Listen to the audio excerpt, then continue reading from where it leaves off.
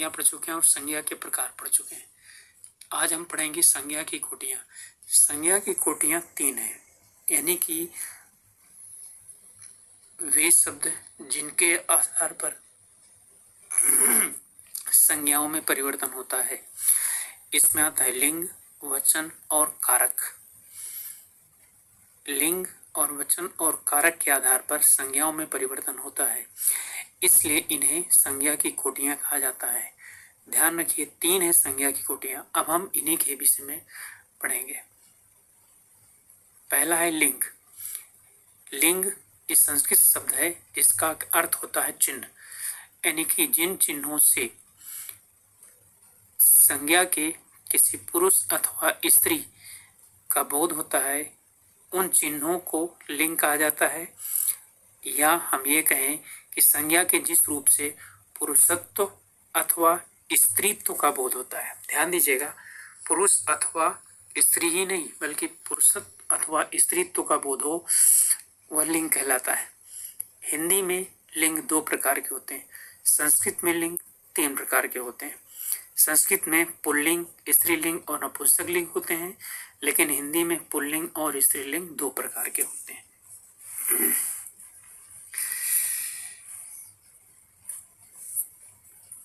पहला है pulling.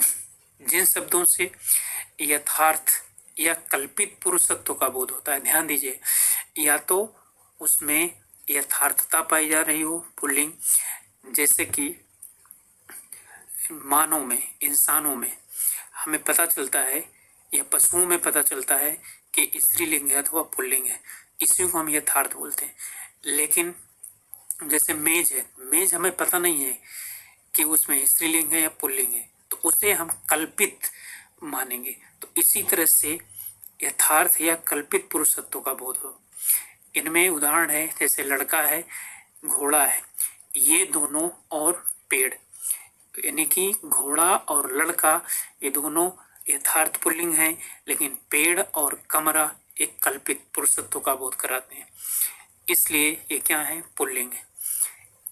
Pulling को पहचानने के कुछ निर्धारित नियम हैं। पहला, जिन संज्ञाओं के अंत में त्रा, ध्यान दीजिएगा, त्रा, क्या, ना, त्वा, त्या, वा, या, आर, आय, आस, आ, ता, खा, हो, वो अधिकांशतः पुल्लिंग में होते हैं। अब ध्यान दीजिएगा, जिन भाववाचक संज्ञाओं की बात हो रही, जिन भाववाचक संज्ञाओं के अंत में आव, पन, पा या त्वा हो, तो वे क्या होते हैं, वे हमेशा पुल्लिंग होते हैं। जैसे दुराव है, अपनापन है,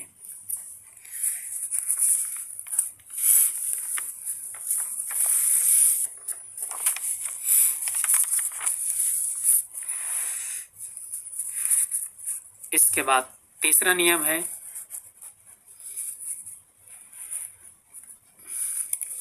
महीनों के नाम, दिनों के नाम, पर्वतों के नाम, देशों के नाम, रत्नों के नाम, धातुओं के नाम, अनाजों के नाम। द्रव्यवाचक संज्ञा, जितनी भी द्रव्यवाचक संज्ञाएं हैं, सभी पेड़ों आदि के नाम किसमें होते हैं, पुल्लिंग में होते हैं। इनके कुछ अपवाद हैं, जैसे पृथ्वी।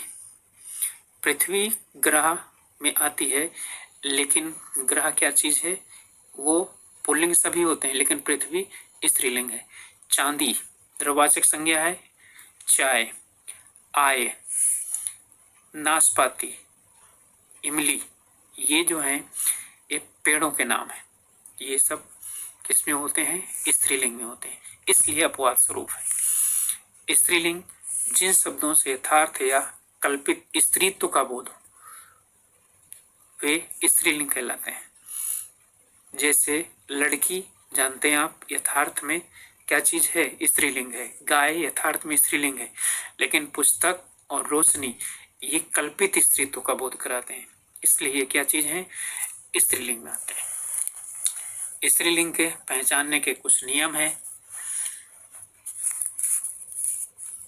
इनमें नदियों के नाम, तिथियों के नाम, नक्षत्रों के नाम, भाषाओं के नाम, बोलियों के नाम, लिपियों के नाम सभी क्या होते हैं, स्त्रीलिंग में होते हैं। जैसे हिंदी, देवनागरी, अरबी, फारसी, अंग्रेजी। तिथियों के नाम, तिथियों का मतलब होता है एकादशी, द्वादशी, त्रयोदशी, यानी कि जो हिंदी में तिथियां हैं उनके नाम है। नदियों के नाम तो आप जानते ही हैं। नक्षत्रों के नाम 28 नक्षत्र हैं कुल, उनके सभी के नाम क्या चीज हैं, वो स्त्रीलिंग में है। जिन भाववाचक संज्ञाओं के अंत में उधर भी था इधर भी है, अंत में वट हो, आई हो, हट हो, ता हो, ई हो, वे स्त्रीलिंग में होते हैं।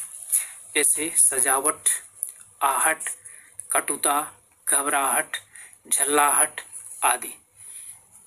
अब कुछ ऐसे शब्द हैं जो हमेशा पुल्लिंग में होते हैं या हमेशा स्त्रीलिंग में होते हैं। तो जो हमेशा पुल्लिंग में प्रयोग किए जाते हैं उन्हें नित्य पुल्लिंग कहा जाता है। जैसे चीता है, तोता है। तोता का स्त्रीलिंग क्या होता है, नहीं पता। हाथी का स्त्रीलिंग क्या होता है, हाथिनी, गलत है। हाथी का हाथिनी गलत है। मच्छर, कौवा, खटमल, उल्लू, ये सब नित्य पुल्लिंग है। इसी तरह से निस्त्र स्त्रीलिंग। नित्य स्त्रीलिंग का मतलब ये हमेशा स्त्रीलिंग में होते हैं, इनका पुल्लिंग नहीं होता। मैना, मक्खी, कोयल, चील, गौरैया। लेकिन ध्यान दीजिए, नित्य पुल्लिंग का यदि हमको स्त्रीलिंग बनाना है तो उसके पहले हम मादा लगा देते हैं। जैसे चीता है तो इसका होगा मादा चीता, हाथी है तो मादा हाथी, मच्छर है तो मादा मच्छर। आप लोगों ने जीएस में पढ़ा होगा कि मादा मच्छर के काटने से क्या होता है, मलेरिया रोग होता है। खटमल है, उल्लू है, इनमें सब में पहले मादा लगा दीजिए, ये किसमें परिवर्तित हो जाएंगे, स्त्रीलिंग में परिवर्तित हो जाएंगे। इसी तरह से नित्य स्त्रीलिंग में नर लगा दीजिए पहले, तो किसमें परिवर्तित हो जाएगा, वो पुल्लिंग में परिवर्तित हो जाएगा। जैसे मैना है तो नर मैना। मक्खी, देखिए तोता का मैना कभी भी नहीं होता है स्त्रीलिंग। देखिए तोता और मैना अलग अलग पक्षी हैं। नर मक्खी, नर कोयल, नर चील, नर गौरैया, ये आपके स्त्रीलिंग और पुल्लिंग थे। मुझे लगता है ये अभी तक आपको समझ में आ गए होंगे। इसके बाद जो दूसरा है वह हमारा जो रूप है परिवर्तित करता है संज्ञाओं को, वह है वचन। तो वचन किसे कहा जाता है, संज्ञा, सर्वनाम, विशेषण अथवा क्रिया के जिस रूप से संख्या का बोध होता है, यानी संज्ञा का, सर्वनाम का या विशेषण का या क्रिया का संख्या का बोध जिस रूप से होता है उसे वचन कहा जाता है। हिंदी में वचन दो प्रकार के होते हैं, संस्कृत में वचन तीन प्रकार के होते हैं, एक वचन, द्विवचन और बहुवचन। लेकिन हमारे हिंदी में सिर्फ दो वचन होते हैं, एक वचन और बहुवचन। एक वचन का मतलब होता है जो शब्द एक पदार्थ का बोध कराते हो उन्हें एक वचन कहा जाता है। जैसे लड़का, घोड़ा, नदी, कलम, बच्चा आदि। बहुवचन के अंतर्गत वे शब्द आते हैं जो एक से अधिक का बोध कराते हों। एक से अधिक का बोध कराने वाले शब्दों को बहुवचन कहा जाता है। जैसे लड़के, घोड़े, नदियाँ, कलमें, बच्चे। मैंने आपको उन्हीं का ही, लड़का का लड़के, घोड़ा का घोड़े, नदी का नदियाँ, कलम का कलमें और बच्चा का बच्चे, इससे मैंने आपको बना करके बता दिया कि एक वचन और बहुवचन है। अब इनमें भी कुछ ऐसे शब्द होते हैं जो हमेशा एक वचन में प्रयोग होते हैं अथवा हमेशा बहुवचन में प्रयोग होते हैं। जैसे सदैव एक वचन में प्रयोग होने वाले शब्द। द्रव्यवाचक संज्ञाएं, जितनी भी द्रव्यवाचक संज्ञाएं हैं सभी एक वचन में हमेशा प्रयोग की जाती हैं। जैसे सोना, लोहा, पानी, दूध, दही, सब क्या चीज हैं, एक वचन में प्रयोग होते हैं। जनता, आग, आकाश, सत्य, मिठास, प्रेम, माया, सामान, ताश, सहायता, वर्षा, क्रोध, क्षमा, सुंदरता, ये सब क्या चीज है? ये भाववाचक संज्ञाएं। ये भी हमेशा क्या होती हैं? एक वचन में होती हैं। तो द्रव्यवाचक संज्ञाएं, भाववाचक संज्ञाएं एक वचन में अधिकतर प्रयोग की जाती हैं। सदैव बहुवचन में ऐसे शब्द जो सदैव बहुवचन में प्रयोग किए जाते हैं, प्राण है, बहुत पूछा जाता है। प्राण सदैव बहुवचन में प्रयोग किया जाता है। लोग, दर्शन, आंसू भी बहुत पूछा जाता है।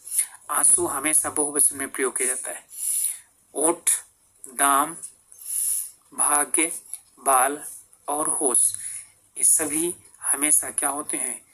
एक वचन में प्रयोग किए जाते हैं।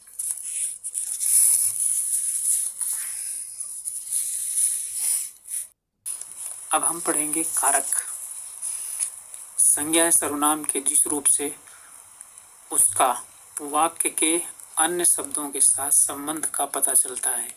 ध्यान दीजिएगा, संज्ञा सर्वनाम का संबंध वाक्य के अन्य शब्दों से जिन शब्दों के द्वारा पता चलता है उसे कारक कहा जाता है। कारक को क्रिया से संबंधित भी कहा जाता है, यानी जो क्रिया से संबंधित है उसे ही कारक कहा जाता है। कारक को विभक्ति या परसर्ग भी कहा जाता है। परसर्ग, परसर्ग का मतलब होता है बाद में जुड़ने वाला। ध्यान दीजिएगा, परसर्ग बहुत पूछता है। परसर्ग निम्नलिखित में से कौन सा है? शायद ही कोई ऐसा एग्जाम होता हो जिसमें न पूछा जाता हो। परसर्ग कारक होते हैं, याद रखिएगा, परसर्ग कारक होते हैं।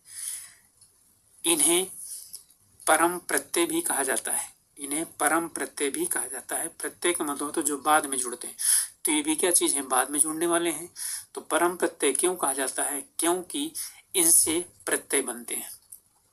प्रत्यय बनने का काम इनके द्वारा किया जाता है, इसलिए इन्हें परम प्रत्यय भी कहा जाता है। कारक हिंदी में कुल 8 हैं, संस्कृत में 6 माने जाते हैं। ठीक है, लेकिन हिंदी में कुल 8 प्रत्यय, परसर्ग या कारक हैं।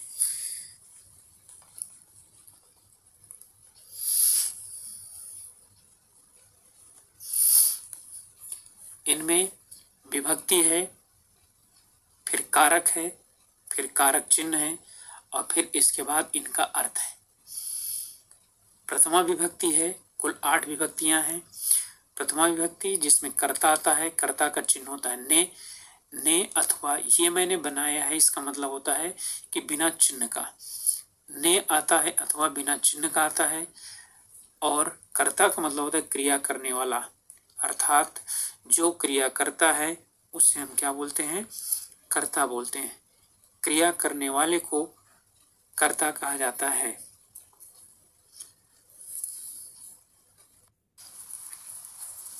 विभक्ति, कारक, चिन्ह और अर्थ। प्रथमा विभक्ति है। प्रथमा विभक्ति में कर्ता आता है, कर्ता का होता है चिन्ह, या ये बिना चिन्ह के आता है। याद रखिएगा, क्रिया करने वाला अर्थात जो क्रिया करता है उसे हम कर्ता बोलते हैं। द्वितीय विभक्ति है, इसमें कर्म होता है, कर्म का चिन्ह होता है को अथवा बिना चिन्ह के भी आता है। क्रिया से प्रभावित, यानी जो क्रिया से प्रभावित होता है उसे कर्म कहा जाता है। तृतीया में आता है कर्ण। कर्ण का मतलब से या द्वारा, यानी कि क्रिया का साधन या उपकरण। कहने का मतलब यह है कि जिस साधन के द्वारा या जिस चीज के द्वारा क्रिया की जा रही होती है उसे कर्ण बोला जाता है। जैसे राम कलम से लिखता है, तो क्या चीज हो गया? राम लिख तो रहा है लेकिन किस चीज से लिख रहा है? कलम से लिख रहा है। ठीक है, सब्जी चाकू से काटी जा रही है, तो चाकू हो गया इसमें कर्ण। राम ने रावण को बाण से मारा, तो किससे मारा? बाण से मारा। ठीक है, तो चतुर्थी में आता है संप्रदान। संप्रदान में भी क्या आता है? को या के लिए। के लिए का मतलब होता है जिसके लिए क्रिया की जा रही होती है, वो क्या होता है? संप्रदान होता है। जैसे राम श्याम को कलम देता है, तो यहाँ पर श्याम क्या चीज हो गया? श्याम के लिए कलम दिया जा रहा है, तो यहाँ संप्रदान हो गया। पंचमी में आता है अपादान। अपादान का मतलब होता है से, यानी कि अलग होने के लिए। जब अलग होने के लिए आता है तो उसके लिए, अलग होने के लिए या दूर जाने के लिए क्या चीज है? अपादान आता है। ठीक है। तो पंचमी अपादान यानी कि से, यानी कि अलग होने के लिए। जैसे वह दिल्ली से वापस आ रहा है, तो दिल्ली से वापस आ रहा है, ठीक है। तो दिल्ली से वापस आ रहा है। वह सहारनपुर से मेरठ जा रहा है, तो सहारनपुर से, तो वहां पर क्या हो गया, अपादान हो गया। षष्ठी यानी संबंध, का की के रारी रे, यानी कि जो संबंध बताता है उसे, तो दो पदों के बीच संबंध बताने वाले के को संबंध कहा जाता है। संबंध का मतलब क्या हुआ, दो पदों के मध्य संबंध बताना, और कारक तो है ही है संबंध बताने के लिए, का की के, और प्रथम पुरुष के लिए आता है यानी उत्तम पुरुष के लिए आता है रारी रे। जैसे उसका, उसकी, उसके, मेरा, मेरी, मेरे, ठीक है। हमारा, हमारी, हमारे। सप्तमी में आता है अधिकरण। अधिकरण में, पर और पे। अधिकरण का मतलब होता है क्रिया का आधार अथवा स्थान या अवसर, यानी कि जिसमें से क्रिया करने का स्थान पता चल रहा हो, आधार पता चल रहा हो, अवसर पता चल रहा हो, वहां पर क्या होता है, अधिकरण होता है। जैसे यानी कि मोहन नगर में रहता है, तो क्या चीज हो गया, नगर में रहना उसका क्रिया बता दिया गया। इसके बाद है संबोधन, यानी संबोधन ही उसका होता है। हे, रे, अरे, भू, अरे, ये सभी चीजें क्या होती हैं, पुकारने के लिए या संकेत करने के लिए प्रयोग किए जाते हैं, तो इन्हें बोला जाता है संबोधन। ध्यान रखिए, ये कुल 8 होते हैं। कर्ता ने, यानी कि चिन्ह के साथ या बिना चिन्ह के साथ क्रिया करने वाला, कर्म को क्रिया के साथ यानी को के साथ अथवा बिना क्रिया के। इसमें जैसे मोहन जाता है, तो मोहन क्या चीज हो गया, कर्ता, ठीक है। अब इसमें जो है ना यानी कि कर्म है। जैसे राम आम खाता है, तो यहाँ पर क्या चीज है, राम कर्ता हो गया। अब को नहीं है आम के साथ, लेकिन क्या चीज हो गया, कर्म का, यानी कि क्रिया से प्रभावित कौन है, आम, क्योंकि खाने का काम आम का किया जा रहा है। कारण होता है से या द्वारा, बता दिया मैंने। जैसे कलम से लिखता है, तो कलम क्या चीज हो गया, करण हो गया। संप्रदान के लिए या को, इसमें भी दोनों में को होता है, लेकिन इसका भाव आता है के लिए, जिसके लिए क्रिया की जाती है। अपादान यहाँ पर भी से है, यहाँ पर भी से है, लेकिन ये साधन को बताता है, उपकरण को बताता है, यानी जिस चीज की मदद से किया जा रहा है कार्य वो बताता है। अपादान अलग होने के लिए, दूर जाने के लिए बताता है। संबंध में का की के, यानी संबंध बताता है दो पदों के मध्य। जैसे वह उसका भाई है, ठीक है, यह मेरी पुस्तक है। अधिकरण में पेपर, यानी कि क्रिया का आधार बताया जा रहा है, स्थान बताया जा रहा है। संबोधन में आता है हे, रे, अरे, भो, यानी पुकारने के लिए इसका प्रयोग किया जाता है।